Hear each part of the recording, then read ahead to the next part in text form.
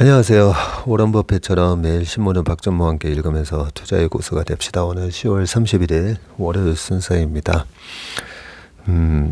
신문 기사를 웜의 신박 때문에 이제 추리려고 하는데 자꾸만 이태원 참사 기사를 보게 되니까요. 너무나 마음이 안 좋습니다. 저희 애들이 99년 2001년생이거든요. 이 참사 그 자리에 있었으면 이렇게 참사를 당할 수도 있었잖아요. 그런 생각을 하면 너무 끔찍하고 아마 자식들 키우는 부모 마음이 아마 다 똑같을 건데요. 세상에서 가장 안전한 나라가 됐으면 좋겠습니다. 우리가 새벽 3시에도 자유롭게 돌아다닐 수 있는 그런 나라임에도 불구하고 어떻게 이런 한마디로 할로윈 축제 이런 거잖아요. 그런 곳에서 이렇게 어이없이 이런 사고를 당할 수 있는 나라라는 또 그런 부끄러운 점 이번에 우리가 체크를 해서 왜 지난번 제가 그 불꽃축제 갔을 때 했잖아요. 불꽃축제에 여의도에서 105만 명이 이제 모였다라고 하는데 그 500만 명에 보면 되게 안전관리 요원들이 되게 많았었거든요. 그 불꽃축제도 105만 명이 모였을 때 나도 또 저렇게 희생당할 수도 있었다라는 생각을 해보면 끔찍하지만 이게 인재잖아요. 인재니까 정말 이번 일을 계기로 앞으로 이런 일이 절대 일어나지 않았으면 좋겠습니다. 선진국과 후진국의 차이가 뭐겠습니까? 그죠? 이런 가능성에 미리 대비하는 게 선진국 아니겠습니까? 이번 기회에 이 기사를 보다 보니까 일본도 똑같이 이제 할로윈에 100만 명 이상을 움집했는데 사고가 없었다고 하면서 어떻게 대응을 하는지 기사가 나와 있더라고요. 그 기사도 읽어드리고 하다가 그냥 그거는 이제 정부에서 앞으로 이런 일이 발생하지 않도록 그런 일본의 케이스나 이번에 불꽃축제 때 어떻게 이제 우리가 할 줄 몰라서 못하는 게 아니잖아요. 그죠? 이번은 이를 계기로 정말 앞으로 다시는 이런 일이 발생하지 않나 그런 세상에서 가장 안전한 나라가 됐으면 좋겠습니다.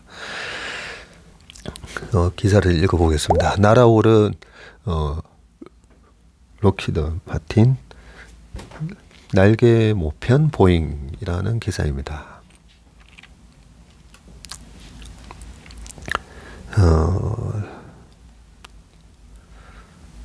네, 미국 주식 투자하는 분들이 많으시니까 이 보잉하고 록히드 마틴 이 기사를 보면서 어떻게 지금 이렇게 차별화가 되는지 한번 보겠습니다.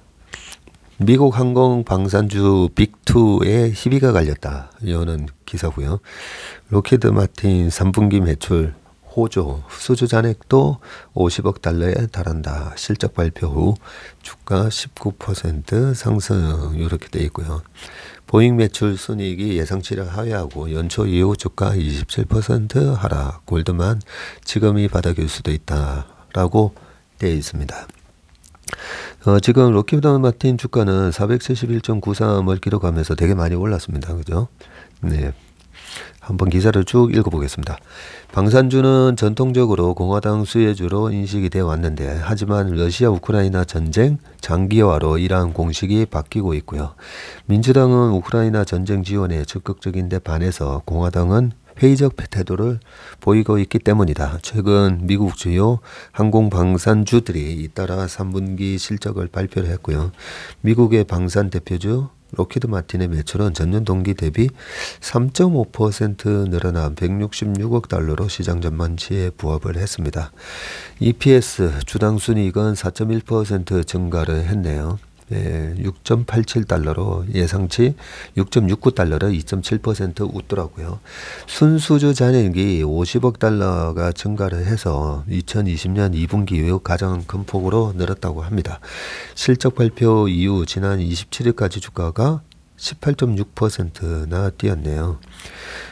피터 아먼트라고 하는 CNBC 애널리스트는 로키드 마틴에 대한 투자 의견을 중립에서 시장 수익률 상회로 조정을 하고 목표 주가를 513달러로 상향 조정을 했다라고 하는데 368달러에서 513달러로 상향 조정요. 좀 너무 늦은 게 아닌가 하는 생각도 드는데요. 현재 세계에서 가장 앞선 방산 기술력을 갖춘 로키드 마틴은 우크라이나 전쟁에서 쓰이고 있는 하이머스 로켓을 생산하고 있다. 지난주 제가 우크라이나 전쟁이 어떻게 돌아가는지 가끔씩 체크를 하거든요. 요 하마스 이렇게도 표현하던데 하마스 로켓 때문에 우크라이나가 반격을 하고 있다라는 그런 기사를 본 적이 있는데, 우크라이나에서 수요 증가로 제임스 타이클릭 로키드 마틴 CEO는 실적 발표와 함께 연간 생산량을 60% 이상 늘리겠다고 밝혔네요. 그런데 반면에 보잉은 매출액과 EPS가 각각 160억 달러 그리고 마이너스 6.18달러 적자 났군요. 모두 예상치를 크게 하회했고요. 분기 손실이 33억 달러 약 4조 6,500억 원에 달했다고 합니다.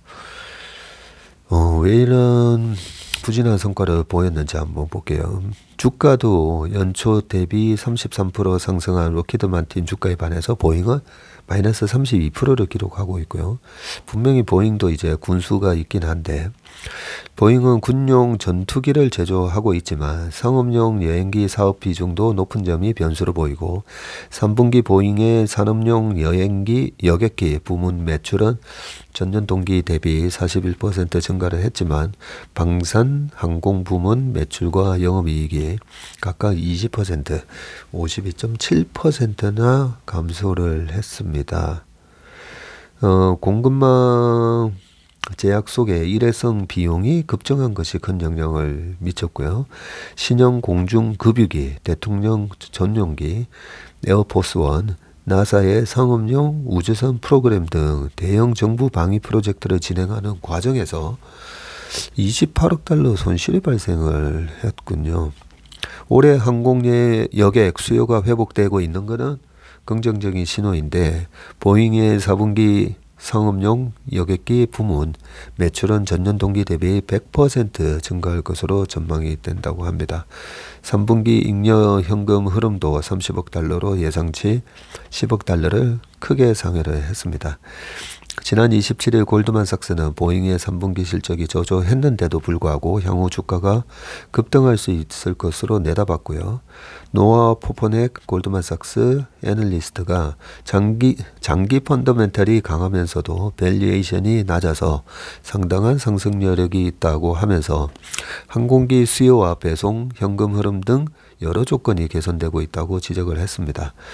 골드만삭스는 실적 발표 후에 보잉의 12개월 평균 목표 주가를 265달러에서 242달러로 살짝 낮췄지만 이 역시 27일 종가보다 73%가량 높았다고 합니다. 3분기에 항공기를 227대 수주한 보잉은 실적 발표 당일 알래스카 항공으로부터 737기종 52대를 수주하는 등 긍정적인 수요 환경이 계속되고 있다고 했고요. 추락사고 이슈로 450대에 달했던 737 맥스 기종의 재고가 현재 270개까지 줄어든 상태이고요. 중국 항공사들이 남은 270대 중 약 절반을 예약을 한 상태라고 합니다. 하지만 코로나로 인한 공급망 제약과 미중 갈등이 변수로 지적이 됐다고 합니다. 그때 737 맥스 기종이 사고가 나면서 그 주문을 했던 수량들이 대부분 다 취소가 들어왔고요. 그러다 보니까 이제 재고가 많이 남아 있었는데 이 재고가 절반 이상 이렇게 줄었다라는 그런 기사였습니다. 그 다음 기사 보겠습니다. 미국 중간선거 이제 D-9일이고요. 승리 정당 예측한 쏠림 투자는 도박이다라고 월과 월부 기사입니다. 선거 1년 후 주가를 분석해 보니 민주당 승리 때 수혜 업종 그리고 친환경, 의료, 인프라 방산이었던 것 같고요. 공화당은 에너지 플랫폼 제야, 민주당 대통령의 공화당 의회 그렇게 될 가능성이 높죠. 미 증시 평균 수익률 가장 높아 변수 많아서 예측이 어려운 선거 위험 고려해서 분산 투자해야 된다. 뭐 이런 얘기고요. 정당별 정책에 대한 입장이라고 해서 민주당의 입장하고 공화당의 입장을 요 표로 그림을 그려놨네요. 민주당은 우크라이나 지원 적극적으로 지지를 하고 공화당은 미국 경제 회복이 우선이고 지원에 대해서는 회의적이고 그리고 생산 제조 그리고 대정책에서는 민주당은 미국 내 자체 생산을 선호하고 공화당은 필요시 중국 그리고 이 글씨가 무슨 한자를 적어 놓은 것 같은데 잘 안 보이네요. 그러니까 여러 해 국가에서 일부 조달도 필요하고 뭐 등등 돼 있는데 그냥 아예 기사를 읽어보는 게 나을 것 같네요. 지난 22일 폐막한 중국 공산당 대회에 이어서 글로벌 경제 투자 향방을 가르는 또 하나의 대형 정치적 이벤트가 바로 일주일 앞으로 다가온 중간선거이고요.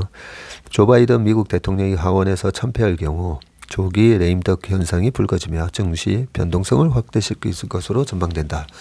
라고는 되어 있지만 이런 우려감 때문에 이제 항상 중간선거가 있었던 해가 주가가 안 좋았다 그랬잖아요. 2018년도에도 16년도에 트럼프가 당선되고 나서 18년도에도 보면 금리도 올리고 주가도 빠지고 그런 모습이 보였었고 이번에도 뭐 거의 비슷한 식으로 지난 2018년보다도 좀 심하게 빠지긴 했지만 뭐 중간선거뿐만 아니라 여러 가지 뭐 이슈가 많아서이기도 하고요. 그때는 트럼프가 또 미중 무역 분쟁 갈등을 일으켰기 때문에 그것도 우리나라의 경우에 굉장히 이제 좀 곤혹스러운 그런 이벤트가 겹쳐져 있었었는데 그래서 저는 이 하원에서 참패를 했다고 해서 레임덕 현상이 불거진다라고는 생각을 안 합니다. 불거지면서 정치 변동성.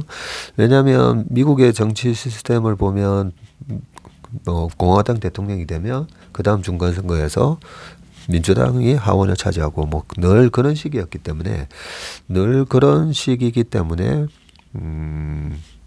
이미 시장은 그런 부분을 다 예상을 하고 있다고 보거든요. 그 다음 기사 볼게요. 그 다음 단락을 보면 다만 승패를 떠나서 중간선거라는 불확실성 제거로 인해서 미국 증시가 반등할 가능성도 작지 않다는 분석이 나오는데요. 실제로 1950년 이래 중간선거 직후 미국 증시는 대부분 상승 곡선을 보였다. 또 이렇게 다 밑에 기사에 다 적어 놓으셨군요. 인베스팅닷컴에 따르면 18번의 중간선거 이후에 1년 뒤 시점까지 S&P 500 지수는 평균 16% 상승률을 기록을 했고요. 가장 최근인 2018년 중간선거 때는 선거가 끝난 뒤 1년 동안에 S&P 500이 약 12% 상승을 했다고 되어 있습니다. 그때 당시만 하더라도 2018년도에 11월 8일 중간선거 있고 나서 그리고 12월 달에 주가가 한 번 더 빠졌었죠. 한 번 더 쭉 빠졌다가 올라갔기 때문에 12%로 아마 기록이 된 것 같고요. 선거가 가까워질수록 민주공화 양당의 입장차가 부각되는 정책들이 눈길을 끄는데 아까 말씀드렸던 이제 양당이 우크라이나 지원, 기후변화, 생선 제조 시설과 대정책, 헬스케어 등에서 뚜렷한 차이를 지금 보이고 있고 전통적으로 민주당 수혜주로 친환경과 의료, 인프라스트럭처, 방산이 꼽히고 공화당이 되면 전통 에너지와 제약, 대형 플랫폼, 소비주가 포함되어 있다. 뭐 이런 식으로 돼 있는데 그때도 뭐 트럼프, 바이든 해서 트럼프가 당선되면 뭐 바이든이 당선되면 뭐 그랬지만 트럼프 기간 동안에 사실 에너지 쪽 별로 안 좋았었잖아요. 2016년 말에서 17년, 18년. 그래서 뭐 저는 이 선거 결과에 따른 수혜 섹터 이런 게 과거부터 보면 그렇게 잘 맞지는 않습니다. 경제가 물론 나라에서 이제 전기차 인프라를 구축을 하고 뭐 중국에서 베이징 올림픽을 앞두고 그런 인프라를 대한 대규모 투자 이런 것들은 영향을 미치기는 하는데 경제가 다 알아서 경제 주체들이 알아서 돈이 되는 곳을 투자를 하고 돈이 안 되는 곳을 줄이고 이러잖아요. 그렇기 때문에 경제가 그 주체별로 다 알아서 뭐 움직이게 되고 소비 미국 경제의 70%가 소비인데 그 정부가 정해주는 거 아니잖아요. 개인들한테 올해는 빵을 많이 드시고 이탈리안 푸드 이런 거 줄이시고 뭐 핸드폰을 사실 때 삼성 거 사지 말고 애플 거 더 많이 사시고 전기차를 고를 때는 뭐 이렇게 얘기하는 게 아니잖아요. 그죠? 그래서 너무 이 선거 결과에 따른 정책 수혜주 이렇게 보면 잘 안 맞는다는 거. 예. 그 정부 B2B, B2G, 그죠? 정부 가버먼트한테 장사를 하는 그런 쪽은 뭐 분명 영향을 받을 수 있지만 전체적인 경제에 대한 부분은 뭐 수혜 섹터, 뭐 이런 섹터 이런 게 잘 안 맞더라. 이런 부분이고 이제 재밌는 거는 이런 거 이제 통계를 볼 때 통계를 보면요. 역대 사례를 찾아보면 지금까지 미국 증시는 대통령과 의회를 민주당이 차지했을 때 대체적으로 더 높은 성과를 보였다라고 하면서 대통령과 의회를 모두 민주당이 차지했을 때 성과가 높았나 봅니다. 미국 투자 전문 업체 그 매체 배런스에 따르면 1927년에서 2015년 사이 미국은 민주당 정권 때 연평균 증시 수익률이 10.7%로 공화당 정권 때 평균 수익률 마이너스 0.2%보다 높게 났다. 그런가요? 희한하네요. 1945에서 2021년 사이 미국 증시는 민주당 대통령의 공화당 다수 의회가 있었던 14년 동안이 가장 좋았고 공화당 대통령과 민주당 다수 의회가 있었던 22년 동안은 가장 안 좋았다고 그런 분석이 나왔네요. 하지만 베런스는 이 같은 통계를 근거로 섣불리 투자하는 것은 위험하다고 지적을 했고요.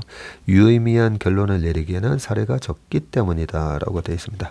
2차 세계대전 이후에 미국에서 중간선거는 총 38번이 있었고요. 하원에서 다수당이 바뀐 적은 8차례, 상원에서 다수당이 바뀐 적은 14차례에 불과했고요. 또한 민주당이 백악관을 차지했을 때 미국 증시가 되게 더 좋았던 것은 유가 안정, 군비 지출 확대, 그리고 해외에서의 뚜렷한 경제 성장률 덕분이었다고 분석을 했습니다.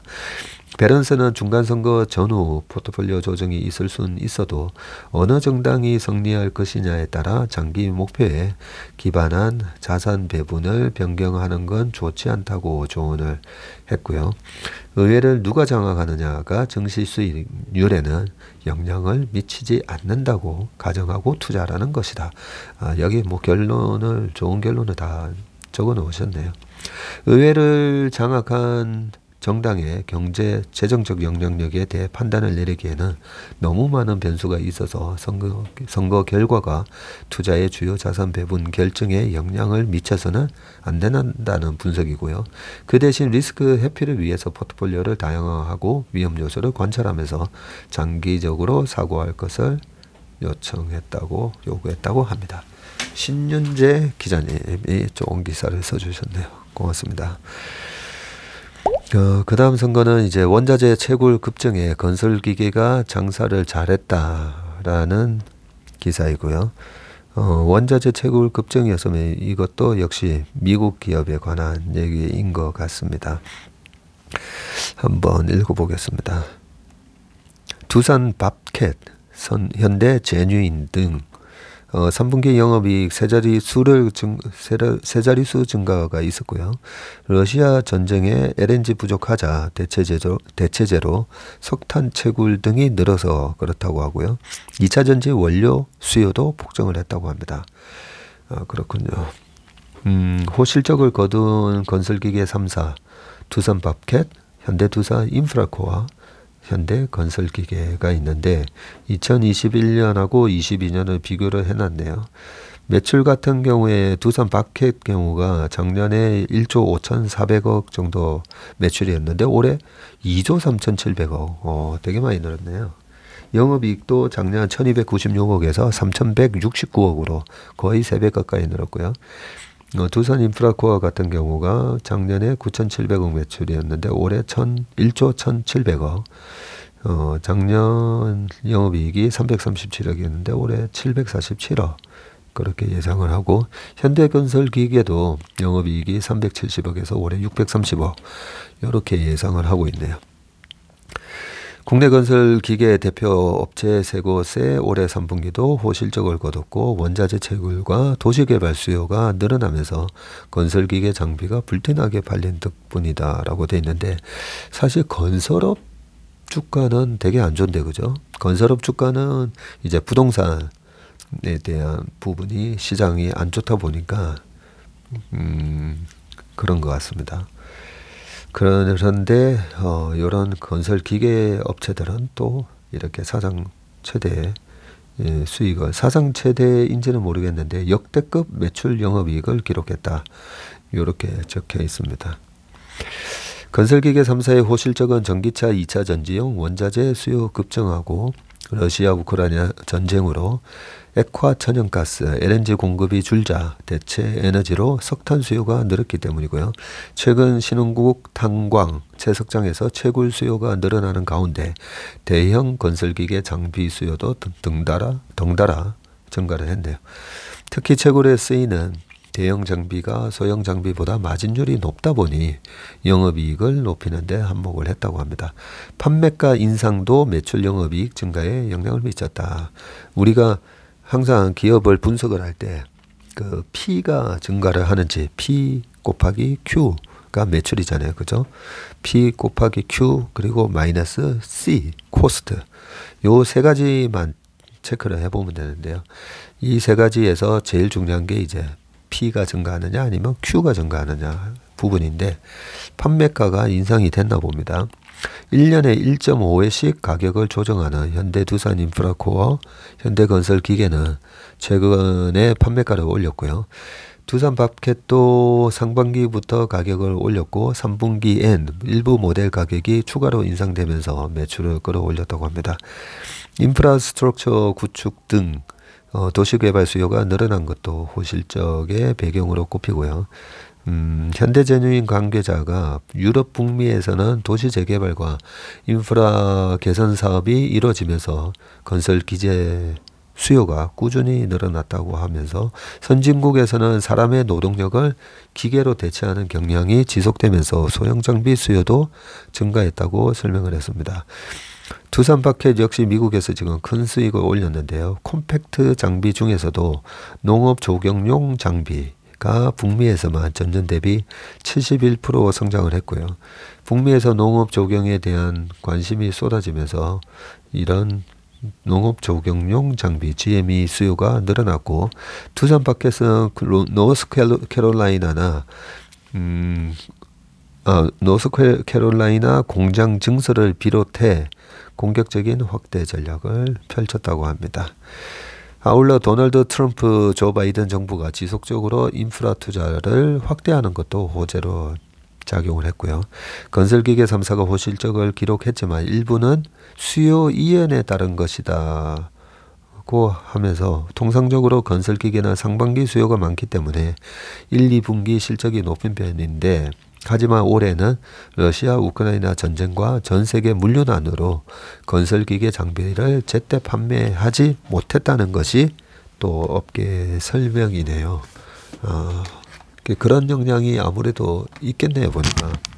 두산밥켓 같은 경우가 그때도 이제 트럼프가 당선이 되고 나서 뭐 인프라 투자를 많이 하겠다 뭐 이런저런 얘기가 있었을 때 밥캐 주식을 유심히 봤었는데 그냥 35,000원에서 옆으로 쭉 끼는 모습이 보였다가 코로나 때 확 빠졌다가 13,000원까지 빠졌다가 21년 작년에 59,400원까지 올라갔었었네요. 그리고 올해 들어와서는 좀 많이 빠져가지고 27,600원까지 빠졌다가 지금 33,700원 그렇게 하고 있네요. 네. 그 다음 기사는 한 버거 시장 만만치 않네. 오바마 버거 철수 검토라는 기사입니다. 한국 시장의 이 오바마 버거가 뭔지 좀 읽어보겠습니다. 미국 샌프란시스코를 대표하는 수제버거 전문점 슈퍼두퍼의 한 매장에서 고객들이 주문을 하기 위해 대기하고 있는 사진이 여기 올라와 있네요. 슈퍼두퍼는 11월 1일 서울 서초구 신논현역 인근의 국내 1호점이자 슈퍼두퍼의 첫 해외 매장을 연다고 합니다. 연다고 하는데 아까 철수검토 이건 뭐죠? 파이브 가이즈 진출 선언 이어 내년 초 고든 램지 스트릿버거 내달 1일 슈퍼두퍼 매장 오픈. 국내 고급 햄버거 시장 경쟁 치열하고 고가 논란 노하우 부족 부담 여전하다라고 되어 있고요. 그러면 오바마 버거 철수 검토 이 타이틀하고 기사 내용하고 아직 제가 잘 모르겠는데요. 좀 더 읽어볼게요. 샌프란시스코를 대표하는 프리미엄 수제버거 전문점 슈퍼두퍼 매장이 다음 달에 이제 열리고요. 내년 초에는 국내에서 14만 원짜리 버거로 큰 화제가 됐던 영국 고든 램지 버거의 캐주얼 버전격인 고든 램지 스트릿 버거가 서울 강남에 들어선다고 합니다. 아니 햄버거가 14만 원이나 합니까? 와, 14만 원이면 거의 뭐 스시 가면 오마카세 뭐 그런 유명 강남의 스시집의 오마카세 가격인데 버거가 14만 원이나 하네요.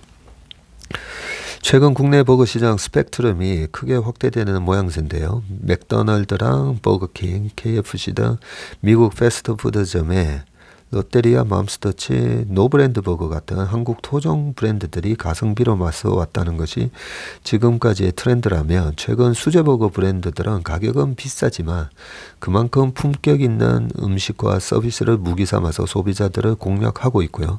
다양한 해외 유명 수제버거를 국내에서 맛볼 수 있게 된 데는 K컬처 확산을 계기로 한국의 세계적 위상이 크게 높아진 영향이 크다. 미국과 유럽 시장에서 성공한 외식 브랜드들이 과거 아시아에 첫 매장을 선보일 때 일본을 주목을 했다면 이제는 영향력이 높은 한국을 선호한다는 게 업계 분석이고요. 특히 서울의 식문화 수준은 최근 5, 6년 사이 파인 다이닝을 중심으로 가파른 속도로 발전을 해왔다고 합니다. 프리미엄 수제버거 시장 규모가 커지면서 대기업들도 해외 브랜드 유치에 공을 들이고 있고요. 여기엔 사업 등 이유로 해외를 자주 오가는 기업 총수 일가 2, 3세 역할이 크다. 파이브 가이즈의 국내 론칭은 김성현 한화그룹 회장의 3남 김동선 한화솔루션 갤러리아 부문 신사업 전략실장이 주도를 한 걸로 알려져 있고요.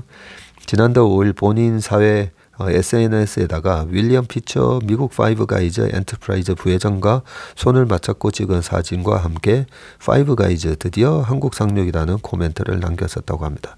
2016년 미국 수제버거 전문점 쉐이크쉑 이게 뭐 쉑쉑버거라고 하는 그 쉑쉑을 들어온 SPC 그룹에서도 허영인 회장의 차남 허희수 부회사장이 쉑쉑의 창업주 데니 마이어 유니언 스퀘어 호스피털리티 그룹 회장을 직접 만나 오랜 기간 쉑쉑의 국내 론칭을 준비해온 것으로 전해졌고요. 국내에서만 23개 매장을 운영 중인 SPC 그룹은 쉑쉑의 싱가포르, 말레이시아 사업권까지 얻어 사업을 확장해 나가고 있다고 합니다. 다만 고가의 수제버거에 대한 소비자 인식은 아직까지는 엇갈리고 있고요. 수제버거 브랜드 수가 크게 늘어난 만큼 경쟁도 치열해졌고, 오바마 버거로 유명한 미국의 굿스 서터프 이트리 서터프 이트리 죄송합니다. 영어로 적혀 있으면 더 좋을 것 같은데 뭐라고 읽어야 돼? 굿? 예, 하여튼 이거는 회사는 대우산업 개발이 들여와서 지난 5월 서울 강남에 1호점을 냈지만 5개월 만인 지난 24일 10월 31일 마지막으로 영업을 종료한다고 공지했다가 돌연 철회하는 일도 벌어졌고요. 이를 두고 업계 일각에서는 국내 론칭 5개월 만에 사업을 철수하려다 계약 당사자인 미국 본사의 항의를 받은 게 아니냐라는 관측이 나왔다고 합니다. 서울엔 이미 다양한 수제버거 브랜드들이 경쟁을 벌이고 있는 상황이고, 가수 테이가 운영하는 수제버거 전문점 테이스티 버거를 비롯해서 다운터너와 선데이 버거 클럽, 나인온스 버거, 그리고 브루클린 더 버거 조인트 등이 인기를 얻고 있다고 합니다. 해외 유명 브랜드를 국내에 들어오더라도 그 명성에만 기대지 않고 국내 소비자에게 맞는 서비스 운영 전략이 필요하다는 지적이 나옵니다. 저희 여의도에 저희 예전에 인피니티 있을 때 바로 옆 건물에 이 브루클린 더 버거 조인트가 들어왔었습니다.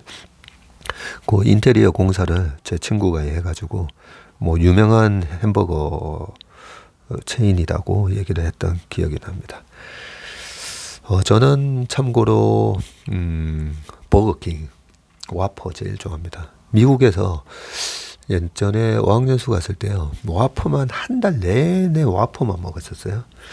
그 와퍼만 먹으면서 미국 음식 중에 와퍼 그리고 피자, 이 두 개는 정말 맛있다라고 생각하면서 한 달 동안 와퍼에다가 그 프렌치 프라이에다가 그걸 먹으면 맨날 이제 쿠폰이 있어가지고요, 그 쿠폰으로 샌드위치를 하나 끼워주는데 그 샌드위치까지 매일 점심 저녁을 한 달 내내 먹었던 기억이 납니다.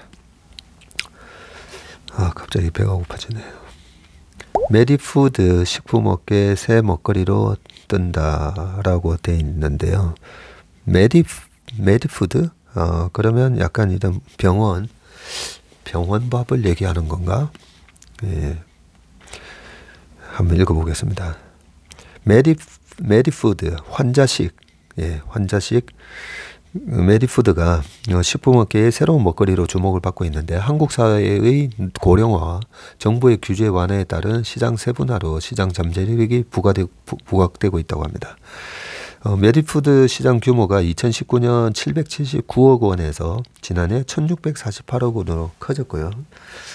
한국 고령 인구가 900만 명을 돌파를 하고 만성질환자 역시 지속적으로 늘면서 간편하게 영양관리를 하려는 수요가 늘어난 영향이고요. 정부 지원도 영향을 끼쳤는데 2019년 5대 육망식품 중에서 한 부문으로 메디푸드를 선정을 하고 시장 육성 계획을 발표했다고 합니다. 농림축산식품부와 식약처가 이렇게 발표를 했고요. 이후 식약처는 2020년 특수의료 용도 식품을 독립된 식품으로 상향을 하고 하위 항목에 식단형 식사관리 식품을 추가를 했다고 합니다. 특정 기준을 맞추면 땡땡 환자식으로 표기를 하고 마케팅을 할 수 있게 허용을 했다라고 합니다. 식품업체들은 질병 맞춤형 식단을 속속 출시를 하고 있고요. 지난해 11월 암 환자용 식단형 식품을 만들 수 있게 되자 현대그린푸드가 가장 먼저 신제품을 냈습니다. 전문 브랜드 그리팅은 현대그린푸드의 브랜드 그리팅은 최근 암 환자 건강 관리를 위한 간편식 형태의 정기 구독형 식단을 출시를 했고요. 암 수술 이후 치료와 회복 과정에서 식단 관리가 필요한 소비자를 핵심 타겟으로 겨냥을 해서 만든 식단이라고 합니다. 암 환자 식단형 식품으로 인정받기 위해선 단백질률의 열량 18% 이상, 포화지방률의 열량 7% 이하, 나트륨 1350mg 이하 등의 조건을 충족해야 한다고 했습니다. 현대 그린푸드 관계자는 암 환자 대부분은 65세 이상의 고연령층인데 일일이 영양 성분을 챙겨가며 식사하기 어려운 현실을 고려해서 출시를 했고요. 풀무원도 지난해 9월 대한암협회와 암 환자용 식품 개발을 위한 업무 협약을 맺었다고 합니다. 연내 암 환자식을 선보일 계획이고요. 암 환자식에 앞서서 당뇨 환자식이 시장에 나왔고요. 당뇨 환자용 식단형 식품이 만성질환 환자용 식품 가운데서도 가장 먼저 신설된 것은 식습관 개선으로 가장 큰 효과를 볼 수 있는 질환이 당뇨병이기 때문이군요. 풀무원은 디자인 밀 당케어 식단을 선보였고 밀키트 업계 1위인 프레시지가 인수한 닥터치킨 등 10개 업체가 100개 넘는 제품을 선보였다고 합니다. 업계 관계자는 식약처가 향후 고혈압 등 다른 질환에 대한 식품 유형 신설을 예고하고 있어서 메디푸드 시장은 지속적으로 확대될 전망이라고 말을 했습니다. 를 보겠습니다. 외국 자본 차이나런 본격화, 인도 증시가 웃는다라는 기사가 이제 마지막 기사입니다. 그 외국 자본 차이나런 본격화, 사실 이런 기사가 주말에도 제가 본 적이 있는데요. Take a fresh look at China였던가.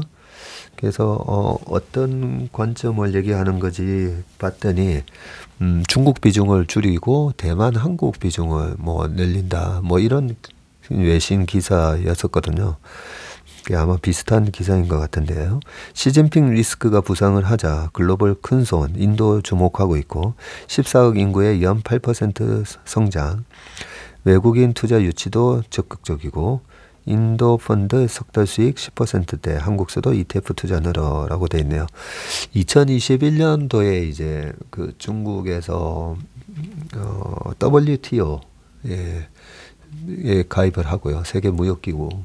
그러면서부터 2001년 이후로 물동량이 늘어나게 되고 그 물동량이 세계적으로 늘어나면서 중국이 이제 공장 역할을 하고 그렇게 전 세계에다가 값싼 공산품을 공급을 하면서 물동량이 늘어나고 그러면서 이제 조선 경기가 회복을 하고 뭐 이런 스토리가 있었잖아요. 그때 당시에 2000년도에 아마 중국의 그 GDP 성장률이 딱 이 8%대였었거든요. 그리고 나중에 2004, 5, 6, 7 요때 갈 때 중국의 GDP 성장률이요. 2003년도가 10%, 2004년도가 11.4%, 2005년도가 12.7, 그리고 2006년, 7년 됐을 때가 14.2% GDP 성장이 그렇게 나오거든요.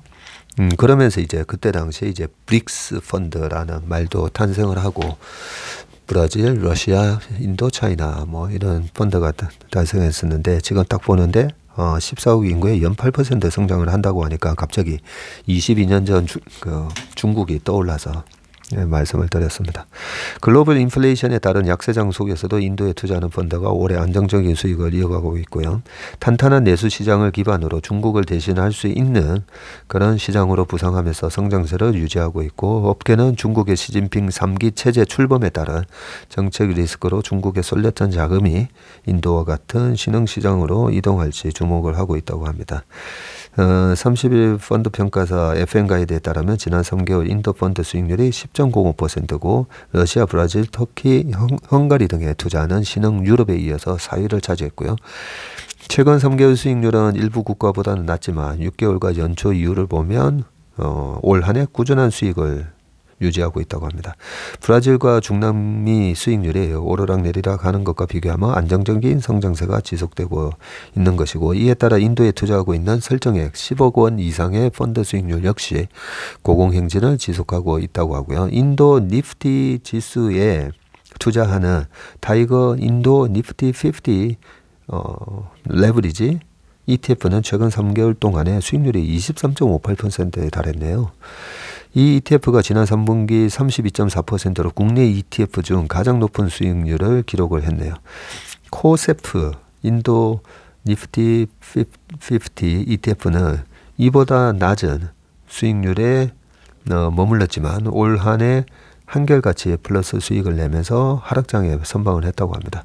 이 밖에 국내에 32개의 인도 펀드가 3개월 수익률이 10%대를 유지를 했고요. 올 한해 급격한 변동량과 인플레이션에 따른 경기 불확실성 속에서도 인도 펀드가 이 같은 안정세를 유지할 수 있는 것에 대해서 전문가들은 14억 명이라는 인구를 기반으로 꼽았고요. 이능규 NH아문디 자산운용 글로벌 주식본부 펀드 매니저는 인도는 과거 수년간 고성장과 고물가를 유지해 왔지만 최근 7%대 인플레이션은 과거 10년간 평균 수준으로 물가 부담이 과열된 상황은 아니다면서 우크라이나와 러시아 간 전쟁에 대해 외교적으로 중립적인 입장을 표방을 하고 에너지 수입도 안정적으로 유지해온 점 역시 인도 경제 성장에 긍정적인 영향을 주고 있다고 설명을 했습니다. 이에 따라 기업들의 비즈니스 신뢰도를 나타내는 제조업 구매 관리자 지수 PMI는 14개월 연속 50을 웃돌고 있고요. 아마 인도 PMI겠죠. 50 이하면 경기 축소, 50 이상이면 경제 확장을 뜻하는데, 이 매니저는 상반기 경제 성장률은 2분기 연속 마이너스 1.4%를 기록해서 경기가 둔화되는 모양새를 보여줬지만 러시아나 중국과 비교했을 때 인도에 대한 투자 심리가 양호한 점이 인도 증시에 긍정적으로 작용한 것으로 보인다라고 얘기를 했습니다. 아이고 40분이 넘어갔네요. 네, 나머지 기사는 한번 쭉 살펴보시기 바라겠습니다. 네, 오늘 월요일 매신방은 여기까지 마치고요. 이번 한 주도 건강하시고 안전하고 행복한 그런 한 주 되시길 바라겠습니다. 감사합니다.